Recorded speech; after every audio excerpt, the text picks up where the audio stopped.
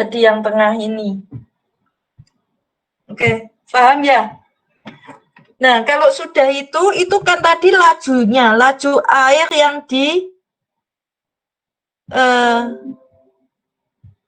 yang melewati pipa. Yang melewati pipa. Sementara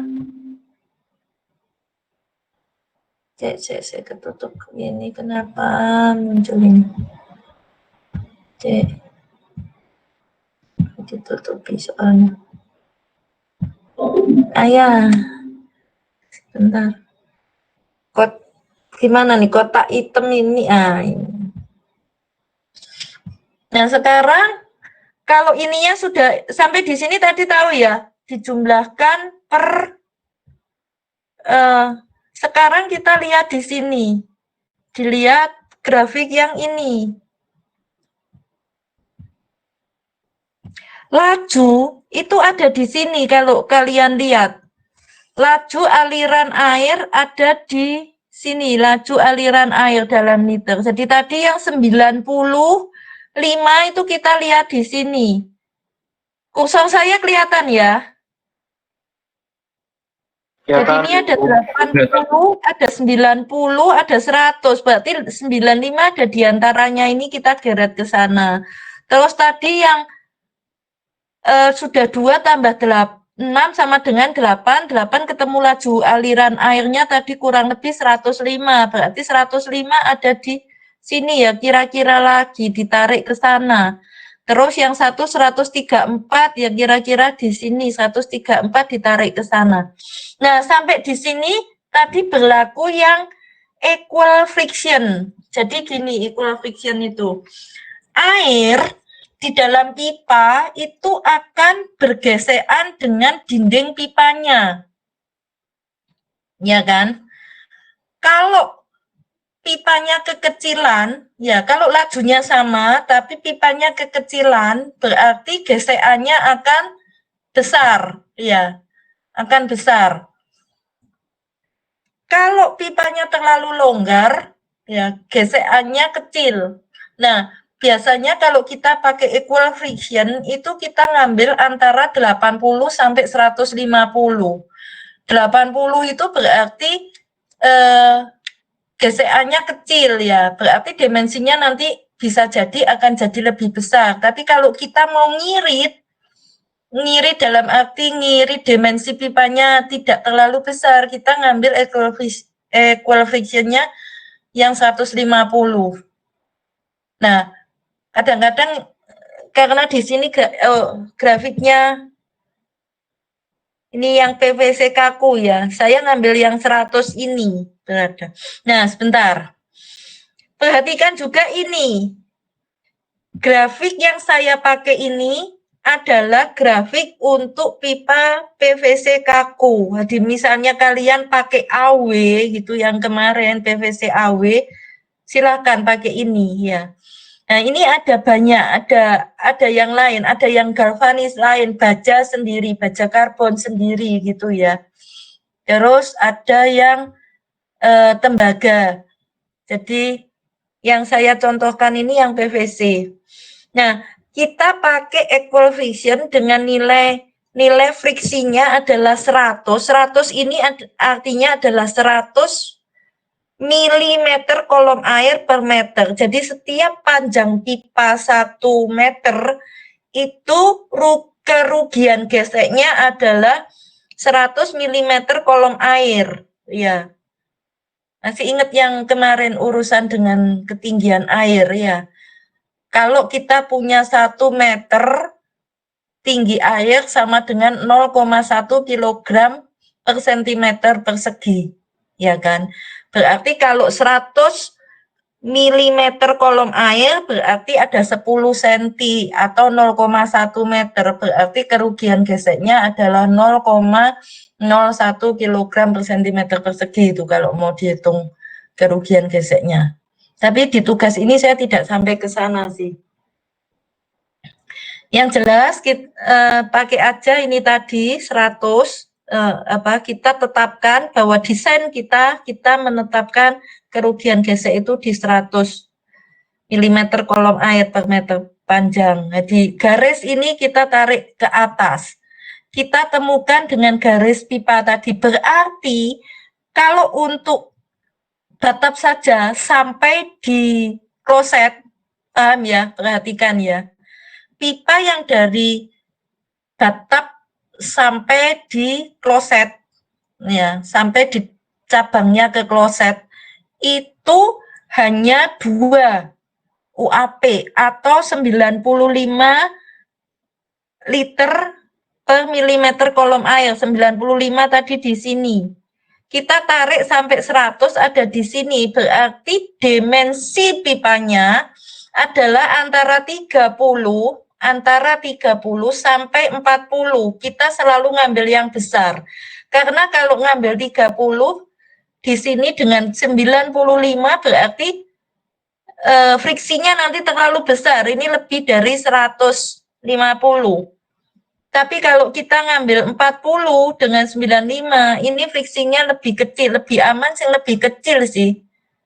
Ya, di sini. Berarti kita ngambil di situ 40. Ya. Setelah kita tambah dengan kloset, ya, tambah dengan kloset, nilai UAP-nya menjadi 8 atau nilai laju aliran airnya menjadi 105 di sini. Titiknya masih di sekitar sini, berarti sampai di situ pun masih 40 mili pipanya ya.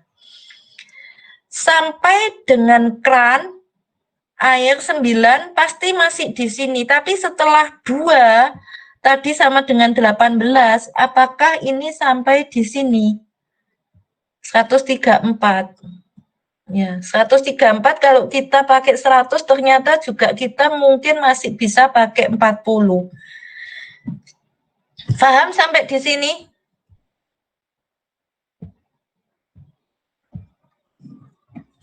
Jadi kalau diterapkan di sini tadi, mana? Kalau diterapkan di sini tadi, secara denah di jalurnya,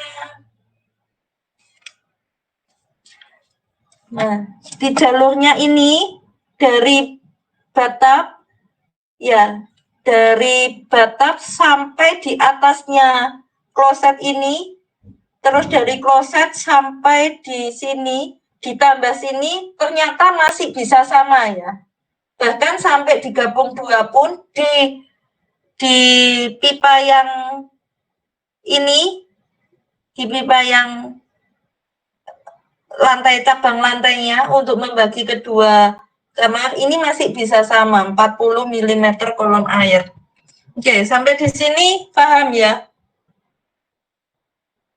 Halo. Nah, kalau sudah saya pindah ke sini sekarang. Dalam satu bangunan, katakan kalian hotel atau apartemen tadi hampir sama ya semuanya. Jadi ini dari tandon bawah mensuplai tandon atas. Saya hanya berangkat dari tandon atas ya. Dari tandon atas keluar distribusi, entah yang ada dibedakan lewat pompa atau tidak itu putusan kalian. Tapi keluar dari tandon atas ini, entah lewat pompa atau tidak, kamu akan punya garis ke bawah sejumlah kamar. Ya, jadi kalau kamar mandinya berdarat gini ada 5, berarti ada pipa vertikal ini 5. Kalau berhadapan berarti ada pipa vertikal ini 10. Paham ya sampai di sini? Nah, tadi yang kita hitung adalah di sini kan? Ya, di sini. Dari ini pipa vertikal nyabang ke 1. Berarti 1 keluar gini dapat 2 kamar mandi kalau lihat tadi. Berarti yang 18 UAP yang kita hitung sampai ketemu dimensinya 40 itu sampai di sini. Ya. Paham ya? Halo. Ayo sebelum lanjut, kalau yang tidak paham tanya dulu daripada nanti kembalinya terlalu jauh. Kurang paham. Ya, kenapa? Paham, Bu. Sorry, bisa lebih keras? Kurang paham, Bu. Bagian yang tadi habis dari tandonnya turun itu gimana, Bu? Oke, yang sampai di hitungan yang di dalam kamar mandinya paham ya? Paham, Bu. Nah, dari tandon ini, dari tandon atas akan keluar jalur-jalur vertikal ini. Jalur vertikal ini kan ada di dalam kamar mandi yang tadi, yang saya gambar di bawah ini. Satu garis ini kan ada di, secara potongan ada di sini, tapi kalau kita lihat secara denah kan ada di satu kamar mandi ini kan. Ya. Iya, Bu. Berarti kalau kamu punya deretan kamar ini ada 5 kamar mandi gini, berarti kamu punya garis vertikal ini 5. Betul ya? Iya, Bu. Terus kalau ada dua deret berhadapan gini, di sini 5, di sini 4 misalnya, karena kepotong tangga dan apa, berarti ada 9. Oke, yang saya permasalahkan mungkin untuk tugas hanya di satu jalur ini saja. Yang tadi ketemu 18 itu kan di sini, di titik ini ya, satu kamar mandi ini. Tapi di sini kan ada, soal saya ada lantai ketiga sampai lantai ke 8 atau 10? 10, Bu. 10, berarti ada lantai 3 sampai 10, ada 8 lantai. Nah, sekarang masalahnya ada di syaf tadi. Di syaf yang ini. Di syaf yang ini, ya. Di syaf yang ini, itu kamu nanti akan banyak berjubel. Berapa besar? Berarti kita sebetulnya perlu tahu dimensi pipa yang besar ini justruan. Yang dari atas itu kan yang besar ini kan. Ya, dari atas besar ini yang turun baru nyabang kecil per lantai gitu. Yang ini kan adanya per lantai, paham ya? Jadi yang kalau saya gambar di sini, kalau saya gambar di sini, yang satunya tadi hanya di sini terus turun, di sini terus turun, gitu ya. Kelihatankah? Ini nih.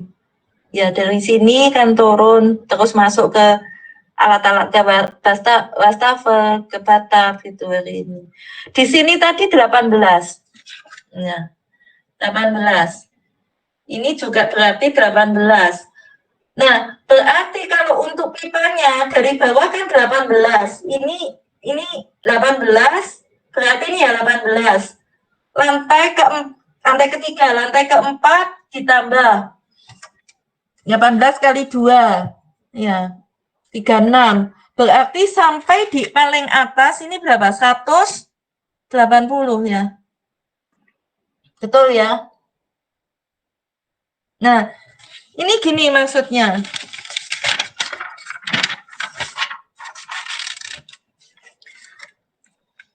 Tadi yang di syaf,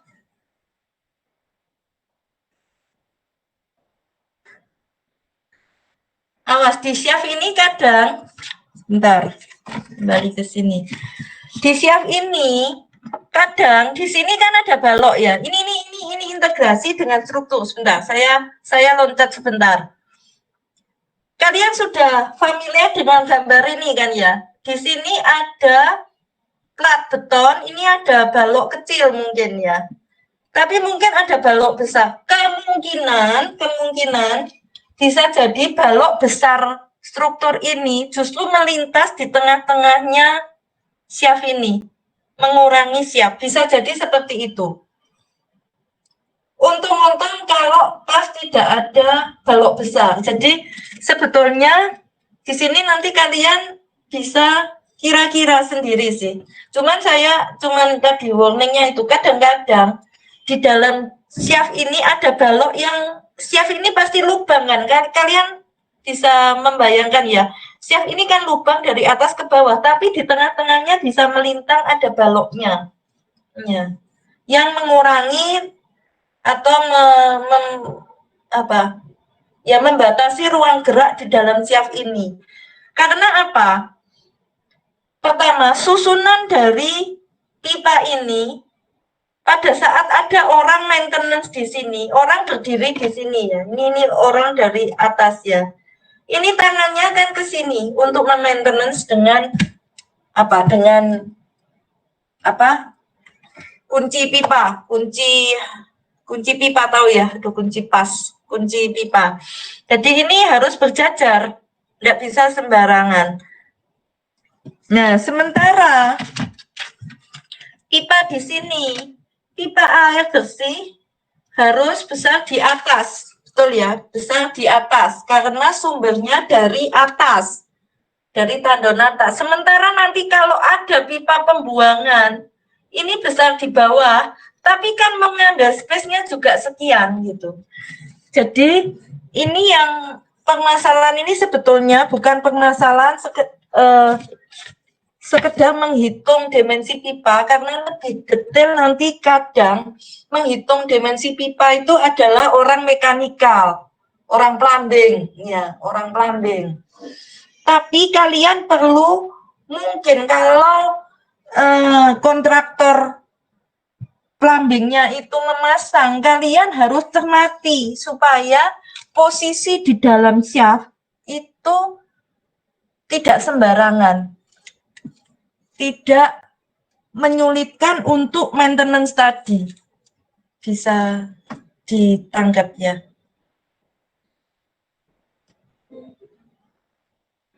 Saya ini tunggu.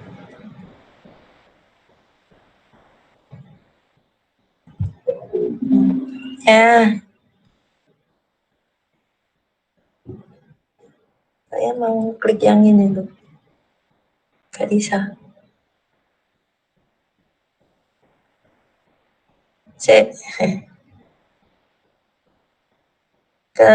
Gimana caranya? PPT saya, yang ini saya tutup dulu aja. PPT saya selalu ditutupi sama kolom hitam itu. Bentar. Yang ini saya tutup dulu aja.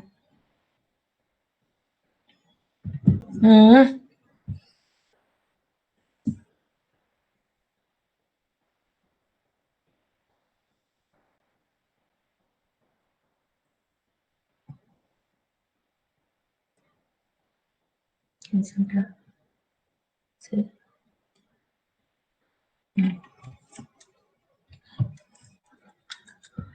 Oh, di sini gak ada gambar ya? Gak ada gambar malah. Kalian tapi bisa membayangkan ya, pipa-pipa vertikal di dalam shaft yang orang di pintunya shaft itu harus bisa memaintenance semua pipa yang ada di dalam shaft. Oke. Oke, saya lanjut dulu aja. Bagian berikutnya adalah ini dengan menghitung dimensi pipa dengan ekivalen. Mungkin saya tidak perlu kasih yang ini ya. Ini kadang-kadang rumit. Rumitnya kenapa? Karena ada ini yang namanya faktor pemakaian. Tapi kalau dihitung dengan kondisi yang pendek seperti ini, selisihnya nanti akan jauh. Ya, di sini gini bunyinya. Kalau pemakaiannya 2 alat plumbing, itu harus gantian toh, enggak dipakai semua. Itu nanti ada yang dikalikan 50%, ya, dikalikan 50 saja. Kalau alat plumbingnya 4, nanti ada koefisien lagi. Nah, sementara saya jelaskan aja penggunaannya ya. Tapi kalau kamu mau coba silahkan, tapi itu tadi. Selisihnya kalau kecil itu bisa jomplang. Lebih bisa dipertanggungjawabkan pakai yang tadi, yang equal friction. Di sini kalau pakai tabel yang ekivalen, kita lihat dulu pipa terkecilnya itu berapa. Nah, pipa terkecil ini tadi adalah untuk bak mandi. Ini satu UAP atau kalau di sini bak mandinya itu 15 inch ya. 15 inch berarti di sini kita boleh pakai jalur yang 15 ini. Boleh pakai jalur yang 15 karena yang terkecilnya 15. Bukan boleh ya, harus pakai yang 15 ini karena ada keran wastafel yang nilainya 15. 15 sama dengan 1. Kalau ini yang dijumlahkan adalah nilai ekivalennya ini. Jadi 15 1. Terus kalau yang kakus pribadi di sini, di sini enggak pakai pribadi. Tapi kakus itu dengan katup kelontor 25. Berarti nilai ekivalennya 25, nilai ekivalennya 4,1. Terus bak mandi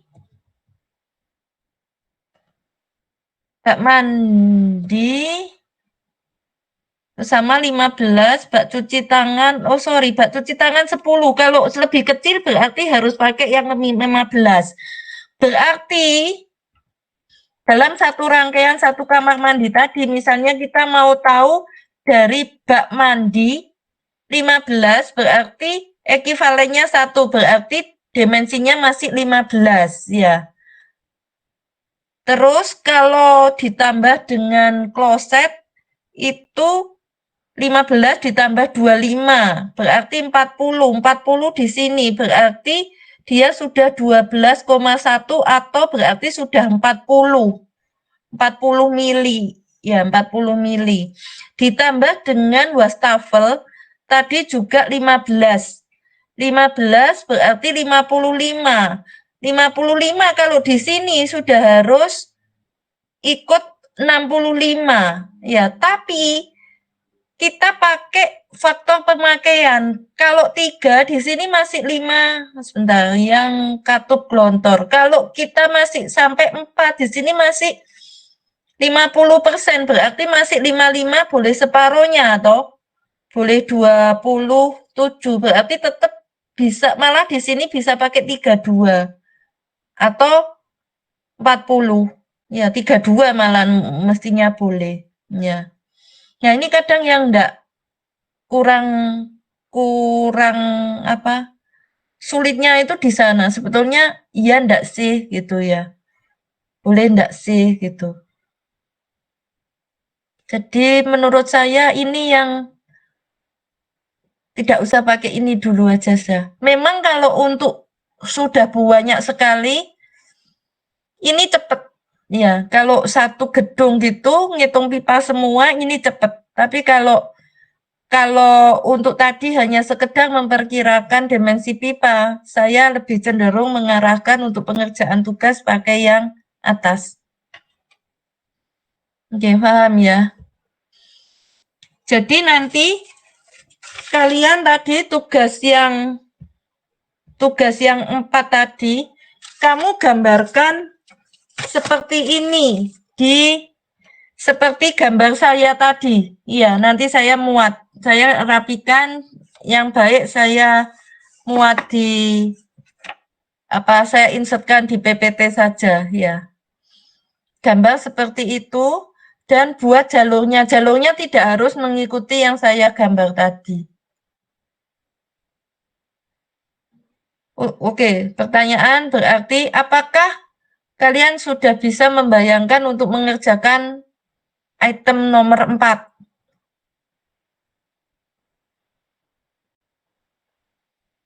Halo. Sudah bisa, Bu. Oke ya. Terus sekarang, kalau gitu saya masuk ke air panas.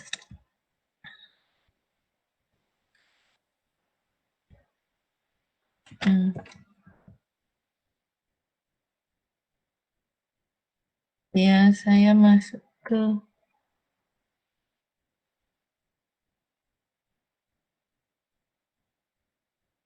Ya. Apakah ayam sudah di air panas ya? Sudah, Bu. Sudah ya. Sudah, Bu. Oke, saya sinikan aja. Ah, oke, untuk air panas itu hal yang perlu diperhatikan adalah bahwa air panas itu memuai ya. Air itu akan selalu memuai, entah dia menjadi panas atau dia menjadi dingin. Kalian mungkin masih ingat di SMA sifat anomali air. Kalau air itu paling kecil di suhu 4 derajat Celcius ya. Berarti kalau kita membuat air itu dipanasi dan menjadi panas, berarti air di dalam pipa akan ikut mengembang. Sehingga kalau volume air itu menjadi lebih besar, berarti harus ada jalur limpahannya. Jadi harus ada jalur buangnya. Ya, jadi ada pipa ekspansi, pipa untuk membuang air karena volumenya membesar.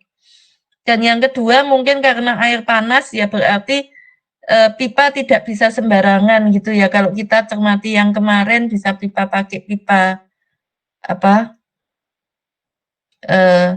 galvalum atau pipa PPR atau apa gitu terserah ada beberapa. Yang kedua masalah air panas adalah masalah karat.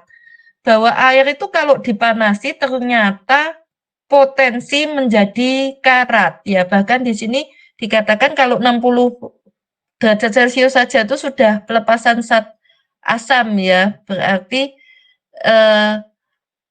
sudah mulai bisa merusak kalau pipanya tidak pas. Nah, pada pipa baja air 70 derajat itu sudah menyebabkan pengkaratan ya. Jadi di sini ada satu pesan yaitu bahwa kalau tidak perlu air panas itu tidak perlu sampai mendidih, ya tidak usah dipakai seperlunya saja. Nah, seperlunya berapa? Ini ada tabel. Kalau air itu hanya diminum, itu sebetulnya, nah ini permasalahannya ya. Air diminum memang hanya sekian, tapi ini bisa jadi polemik.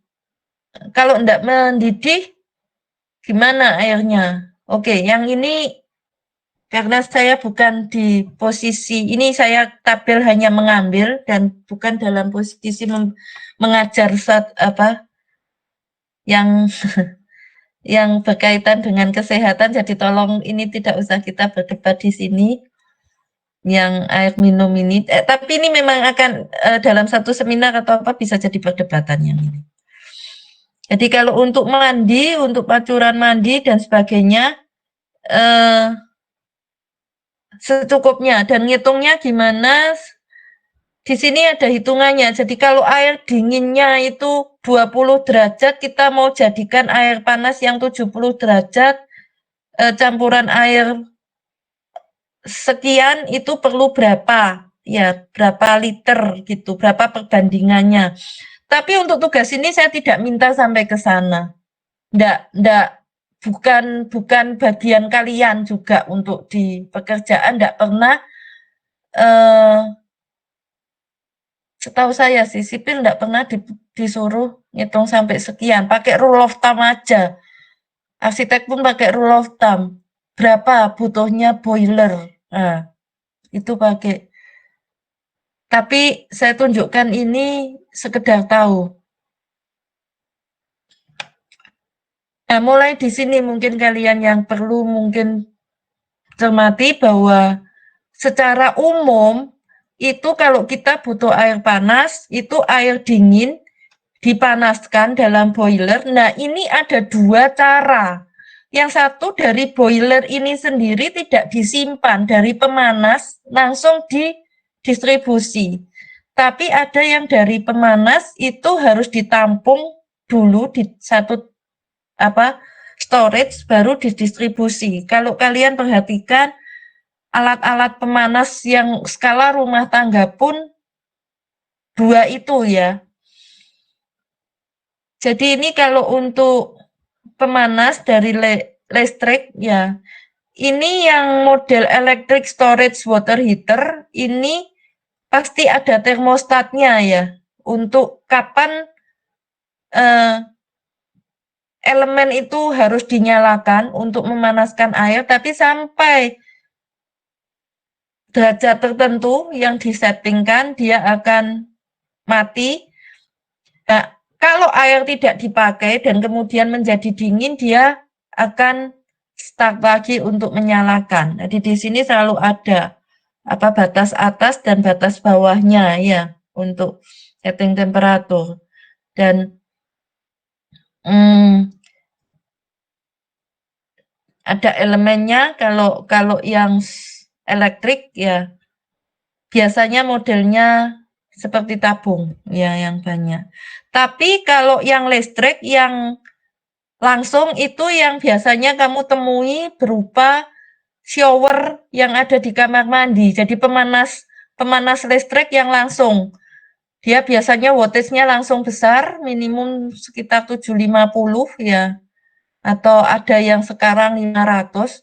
Jadi air masuk ke pemanasnya, water heater-nya langsung bisa dipakai dengan shower-nya. Itu banyak dijual dan kalian mungkin juga punya di rumah kalian.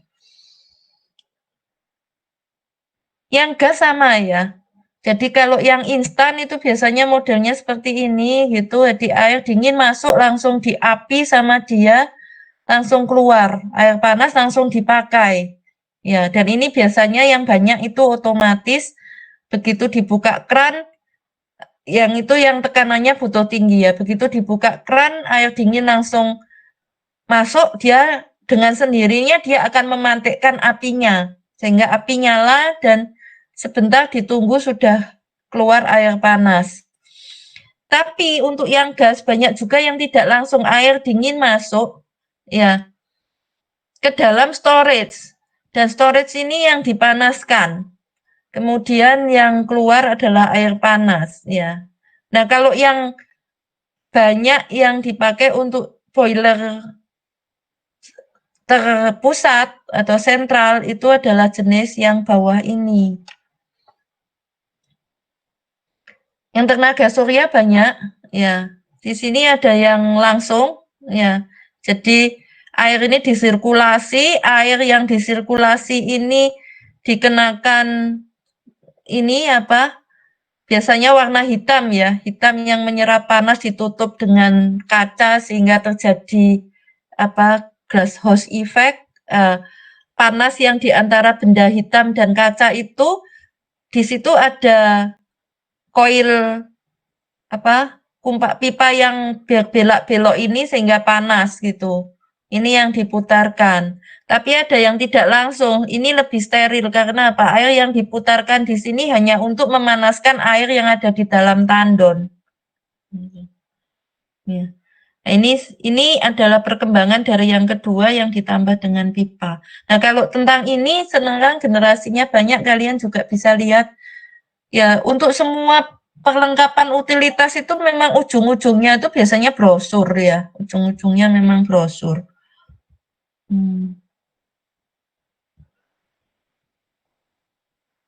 Nah, ini yang tadi yang saya bilang kalau lokal itu bisa yang instan ya, bisa dengan otomatis, bisa dengan bisa dengan listrik, bisa dengan gas atau yang sentral. Nah, ini yang storage yang jenis kecil yang kalian mungkin jumpai di rumah-rumah tinggal ya. Storage tapi hanya sekali pemakaian. Nah, kalau untuk yang kapasitas ini yang perlu dihitung adalah kapasitas simpannya ya. Jadi orang kalau pakai shower itu sekitar 10 liter ya. Nah, orang mandi pakai shower mungkin tidak panjang ya, 10 menit selesai. Jadi kalau hanya disediakan storage yang hanya 10 liter ya mungkin tidak akan cukup ya, karena orang kedua dia masih masuk ke kamar mandi. Kalau di kos-kosan langsung tuh orang pertama keluar, orang kedua masuk atau sebagainya. Walaupun di rumah tinggal bisa terjadi yang ada di storage belum cukup untuk panas, berarti kamu harus pakai yang kapasitas storage-nya ini lebih besar, misalnya 30 liter gitu.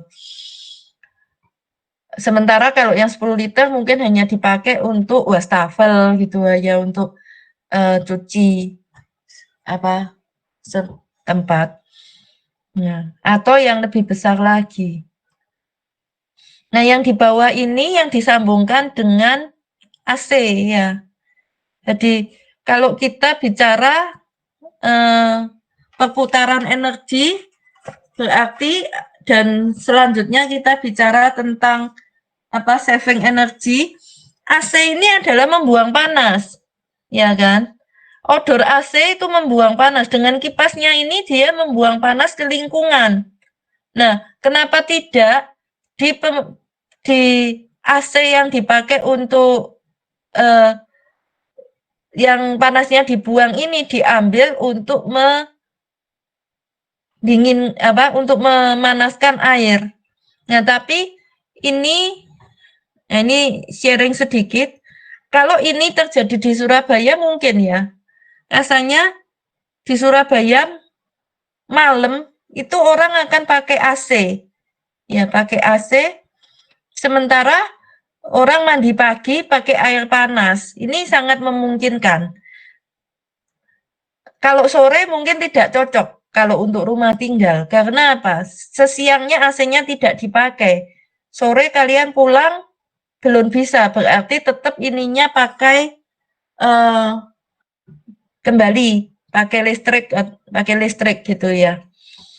Kalau di hotel dengan kebiasaan orang pakai air panas pagi atau siang ini juga masih memungkinkan di Surabaya. Kalau di Batu mungkin malah tidak berguna karena AC ini pada saat pagi hari mungkin orang kedinginan atau apa bisa saja dimatikan. Bisa jadi dimatikan. Sehingga kalau full ini pun tidak mendapatkan panas dari buangannya AC. Jadi pemakaiannya perlu juga, selain ini memang hemat energi ya, dan baik konsepnya, tapi juga perlu pemikiran tentang penggunaannya, siklus penggunaannya bagaimana. Apakah tepat dari buangan AC ini ke sini? Kalau tidak juga nanti saat dia panas, saat dingin justru AC-nya pas tidak bekerja, seperti itu. Nah, ini untuk sistem distribusinya bisa upfeed, bisa downfeed, sama ya. Bisa pipa tunggal. Kalau pipa tunggal ini pelayanannya yang tidak baik ya. Pelayanannya yang tidak baik karena air di dalam pipa dibiarkan mendingin, terus tidak disirkulasi. Ya. Terus sirkulasinya bisa alami atau paksaan. Bentar. Mungkin saya, atau ini dulu ya memang. Untuk air panas, kemiringan pipa dan katup pelepas ini perlu ya. Karena gini, kamu kalau memanaskan air, itu kadang akan terjadi gelembung udara kan. Nah, gelembung udara ini kalau tidak tidak disiasati, dia akan malah menghambat laju aliran air. Maka kalau untuk air pipa panas, kalau aliran ke atas, pipa harus miring ke atas. Kalau aliran ke bawah, pipa harus miring ke bawah. Karena apa? Karena tadi kalau aliran ke atas ada butiran udara, ada gelembung udara, dia akan mendahului lepas ke atas. Sementara kalau aliran ke bawah, gelembung pipa itu bisa lepas ke atas, tidak menghambat aliran yang ke bawah, gitu. Nah, kemiringan pipa, kemiringannya itu 1:200 sampai 1:300 ya. Lalu tadi harus dilengkapi dengan pipa katup pelepas udara. Jadi kalau kita perhatikan ada katup pelepas udara, ada pipa luapan dari volume air panas ya. Jadi ada beda ya. Tadi karena volume air panas itu membesar, maka harus ada pipa buangnya ya, harus diberi buangan. Selain pipa buangan air panas harus juga dikasih katup pelepas udara. Kita lihat nanti. Nah, ini di sini ada fan otomatis ini yang dipakai untuk membuang tadi ya. Nah, ini miring ke bawah karena laju alirannya ke bawah. Nah, urusan pipa tunggal atau pipa ganda tadi di sini. Ini kalau yang pada gambar ini, pipa ini adalah pipa ganda. Jadi setelah sampai ke kran, dia langsung ada di bawahnya langsung ganda, ada pipa balik di ini kran ini sudah kran air panas loh ya, sudah kran air panasnya. Jadi di bawahnya ini langsung ada pipa baliknya dan di pipa baliknya itu kembali akan dipompakan sirkulasinya ke boiler lagi. Ya dengan termostat tentunya ya. Perhatikan gambar yang tadi adalah mirip dengan gambar yang di kiri ini. Sementara kalau yang di kanan itu pipanya tidak sampai double, tidak sampai ganda, tapi tetap dia disirkulasikan dengan ujungnya saja yang ditarik. Jadi dia distribusi lewat sini, naik, terus sirkulasinya ditarik ke atas. Ya. Nah, ini bedanya apa? Bedanya pasti di servis ya. Ya, yang paling gampang sekali lagi kalau kita pakai tingkatan paling gampang adalah hotel. Kalau hotel bintang 5 ya pastilah susunannya seperti yang kiri. Supaya kalau orang buka keran, dia hanya menerima air yang dingin. Buka keran air panas, terima air dingin sebentar saja sudah didapat air panas karena dijamin bahwa jalur ini akan selalu panas karena disirkulasi. Tapi kalau yang tipe kanan ini buka keran air panas, dia nunggunya agak lama untuk bisa mendapatkan benar-benar air panas, ya, karena jauh sampai ke pipa utamanya yang disirkulasi. Dan kontrolnya biasanya ini juga kontrol termostatnya lebih ya. Berapa gitu sudah langsung tersirkulasi.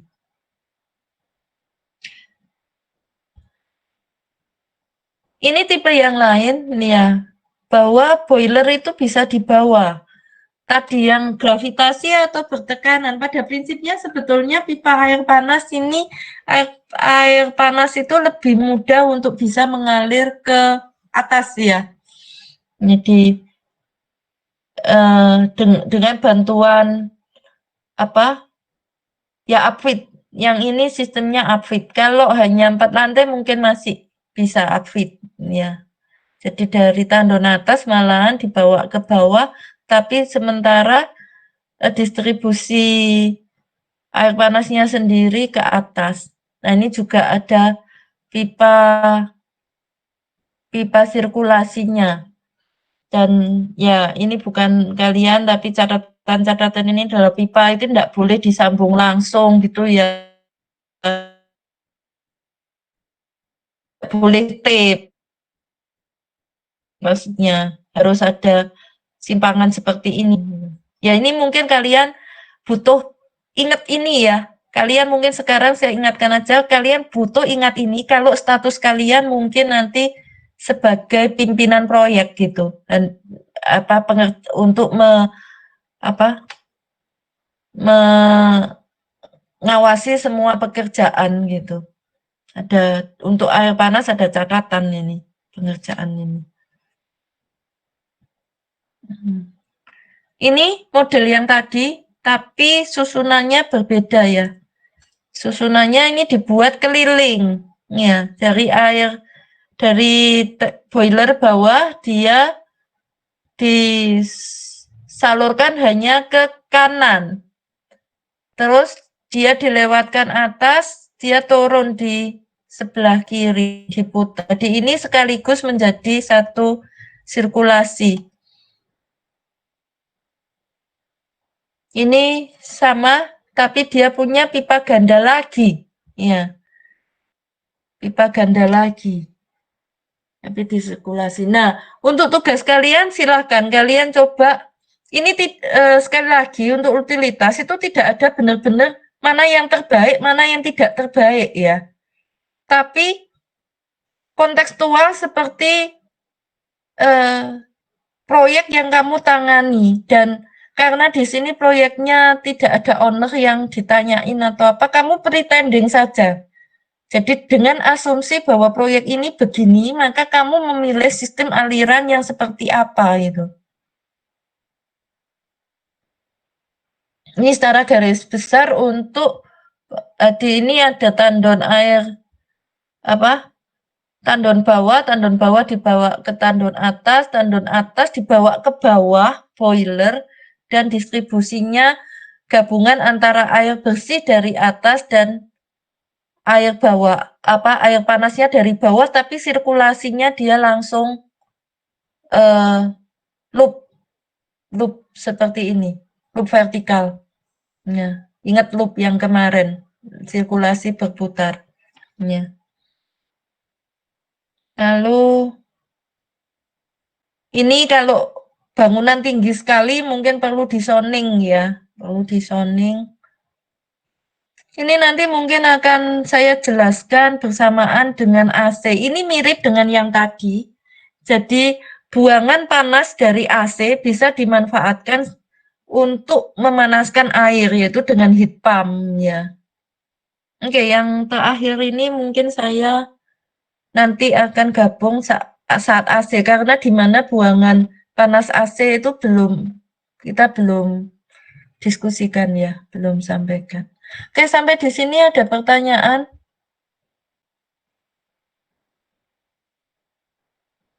Oh ya, satu lagi nih ya, saya belum sempat. Untuk pengerjaan pipa, saya belum sempat ini, tapi saya sebut dulu aja. Untuk pengerjaan pipa itu sebetulnya ada dua ya. Yang satu itu disiapkan waktu belum ngecor. Yang kedua ya sudah jadi lantainya sudah plat betonnya sudah jadi tapi dilubangi atau dikoring istilahnya. Dikoring, dilubangi. Ada plus minusnya. Ini mungkin nanti saya ulang waktu setelah pembuangan saja. Oke, ada pertanyaan? Bu, yang grafik itu yang PVC 40 sampai 50 itu diameter pipa atau apa ya, Bu? Diameter pipa, sorry. Ini maksudnya? Iya. Sorry, iya. Ini grafik ini ya. Grafik ini di bawah ini 1 sampai 1000 ini adalah tadi kerugian gesek akibat kerugian tekanan akibat gesekan tadi, friksi gesekannya air dengan pipa. Terus vertikal ke atas ini adalah laju tadi. Ya, laju yang kita dapatkan dari sini kita tuangkan ke sini terus kita cari terus ininya pakai equal friction. Garis-garis miring ke kanan ini yang tulisannya mulai dari 10 ini adalah dimensi pipa. Jadi satuannya mili di sini. 40 berarti 40 mili, 50 mili. Sementara ada garis lain. Ini adalah kecepatan pipa.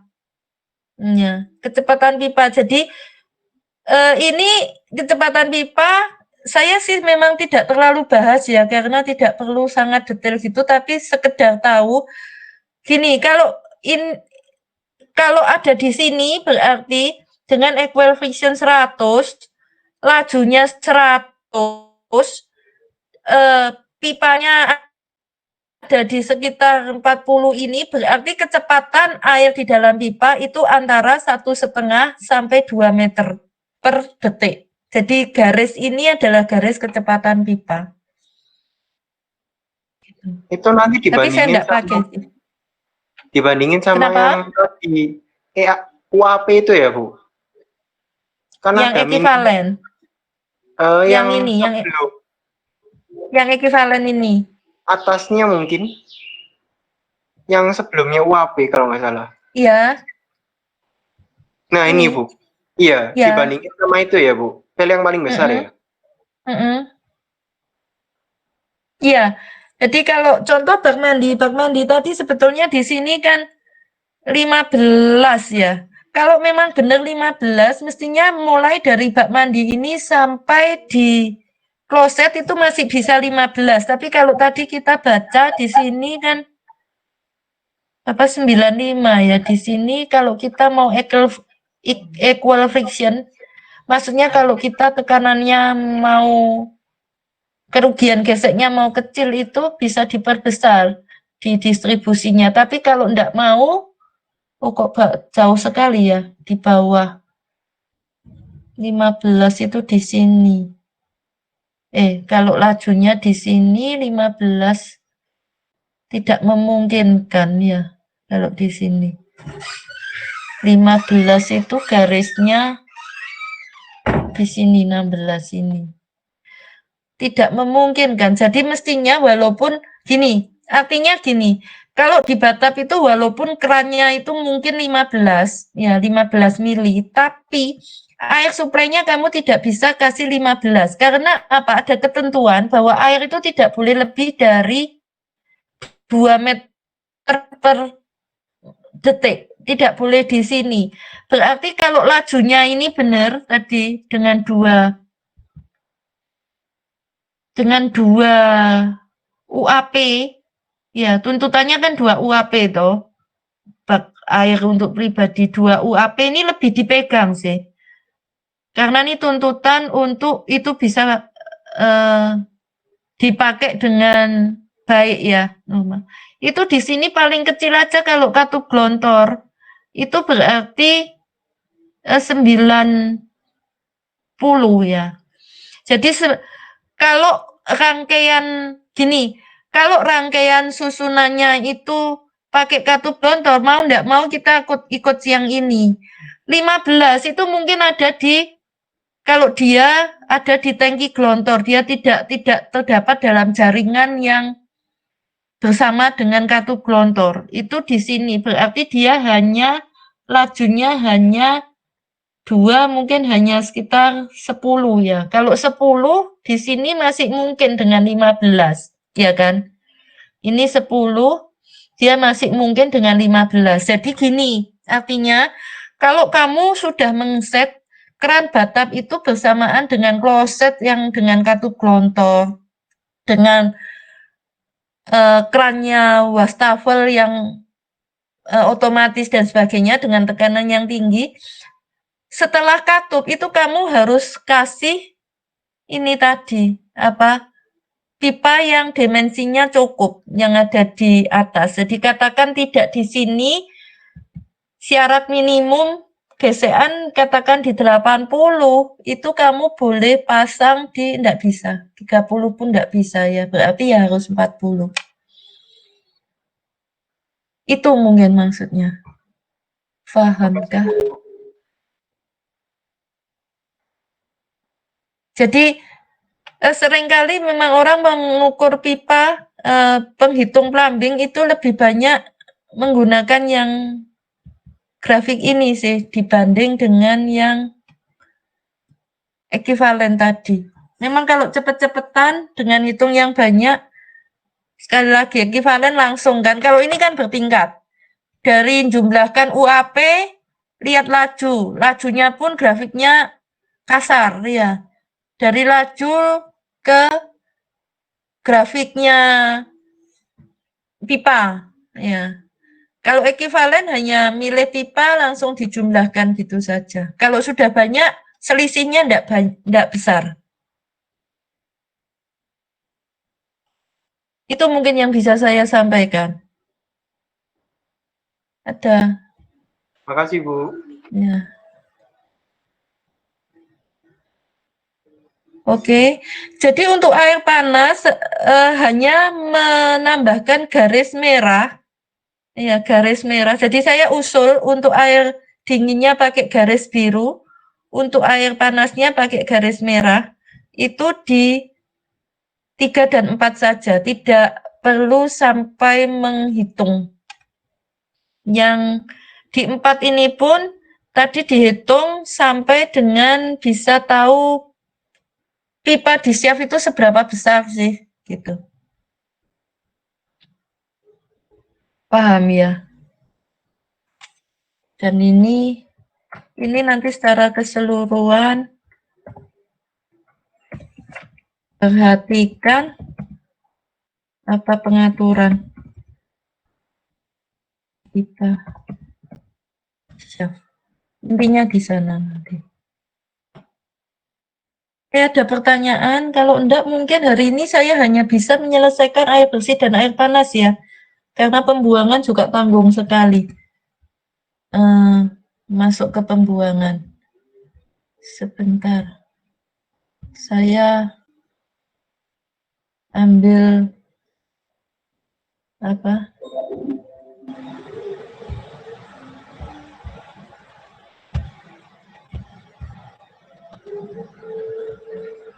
Oh, tidak bisa. Kita tidak usah preset.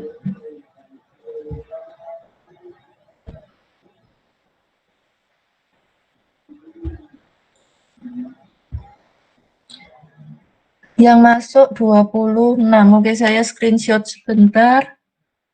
Setelah itu kalian boleh menutup Google Meet. Yang minggu depan saya usahakan untuk lebih siap gitu ya. Jadi gambar-gambar tadi saya akan rapikan dan saya upload.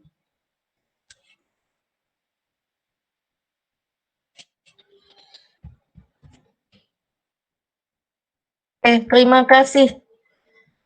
Selamat sore. Terima kasih, Bu. Terima kasih, Bu. Oh iya, sorry, bentar. Untuk tugasnya berarti batasnya minggu ini kalian tidak terlalu padat kan? Kalau saya deadline Selasa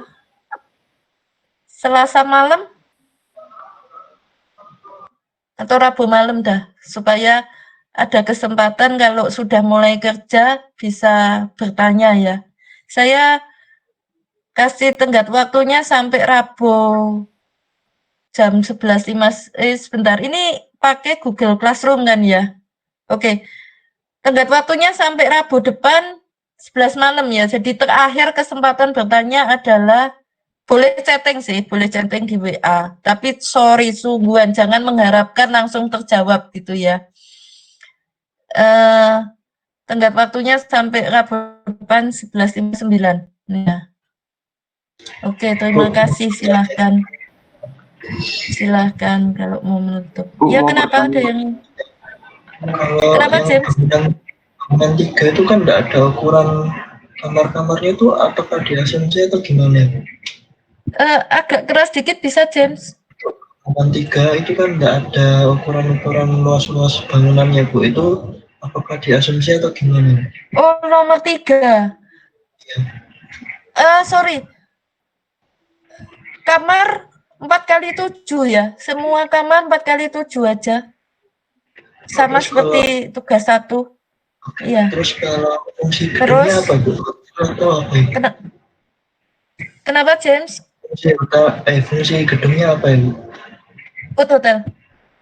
Hotel ya, Bu? Jadi 2 itu apartemen, 1 3 hotel. Oh, baik, Bu. Iya. Terima kasih. 1 3 hotel. Ya, Octavianus. Bu, minggu lalu kan diberitahu kalau misalkan yang restoran itu 100 orang, Bu. Ya. Itu 100 orang itu termasuk pelayannya atau Oh, bukan, pengunjung restoran. Oh, tamunya Pelayannya perkirakan sendiri aja. 5 apa? Iya, terima kasih, Bu. Iya. Oke, cukup ya, boleh leave grup ya. Terima kasih. Terima kasih, Bu. Terima kasih, Bu.